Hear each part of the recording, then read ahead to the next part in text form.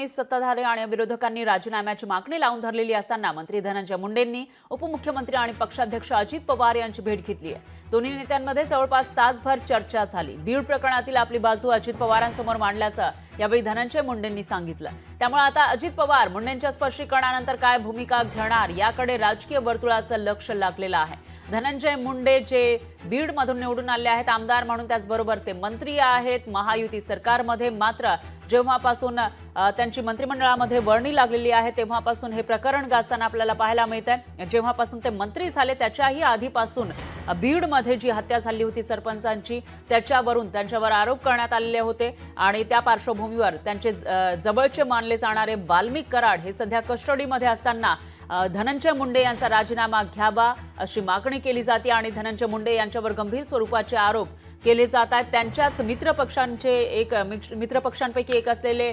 भाजपचे सुरेश धस हे सुद्धा त्यांच्या राजीनाम्याची मागणी करताना दिसत आहेत। त्या पार्श्वभूमीवर आता त्यांनी अजित पवार यांची भेट घेतल्याची माहिती समोर येते आणि या प्रकरणामध्ये आपली भूमिका या ठिकाणी मांडल्याची माहिती समोर येते। त्यामुळे अजित पवार आता धनंजय मुंडे यांच्या बाबतीत काय भूमिका घेतात ते बघावं लागेल। या सगळ्या प्रकरणामध्ये राज्य सरकारने अत्यंत निर्धाराने कारवाई केलेली आहे। कुठेही आम्ही मागे हटलेलो नाही, मागे हटणार नाही, कोणाला सोडणार नाही आणि कोणी कोणाला धमक्या देण्याचा प्रयत्न केला तर त्यालाही सोडणार नाही। मला मंत्री व्हायचं आहे म्हणून कोणाचा तरी बळी घ्यावा किंवा कोणाचा तरी राजीनामा घ्यावा आणि मला मंत्री करावं असं माझ्या मनात स्वप्नातही येणं शक्य नाही। मुंडेंचा राजीनामा का मागतो आहोत? चौकशीत काही बाहेर आलंय का तसं?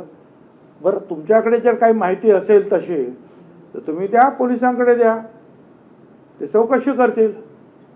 परंतु असं जर जोपर्यंत कन्फर्म्ड होत नाही की त्यांचा हात त्याच्यामध्ये कुठेही आहे तोपर्यंत का राजीनामा त्यांनी द्यावा किंवा मागावा तरी आपण?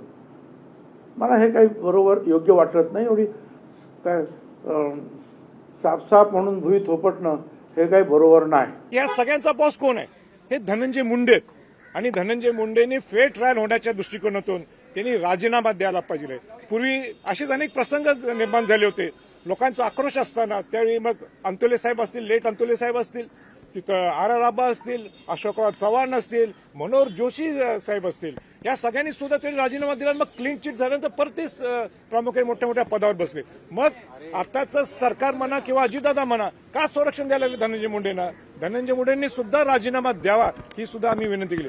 राजीनामा काय आम्ही ते तिथे फिरताना सापडले म्हणून ना मागते आणि आम्ही त्यांनी खून केला असं म्हणत नाहीये।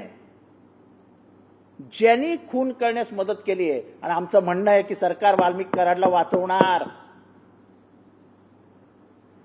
माहित नाही मला वाल्मिक कराडकडे असं कुठलं घबाड आहे, असं कुठलं धन आहे की ज्याला हे सरकार पण घाबरतंय। हे सगळं विष्णू चाटेला मुख्य आरोपी करायचा आणि प्रकरण मिटवून टाकायचं या लेवलला येऊन ठेव। लोकशाही मराठी ऐका, पहा, जागरूक रहा।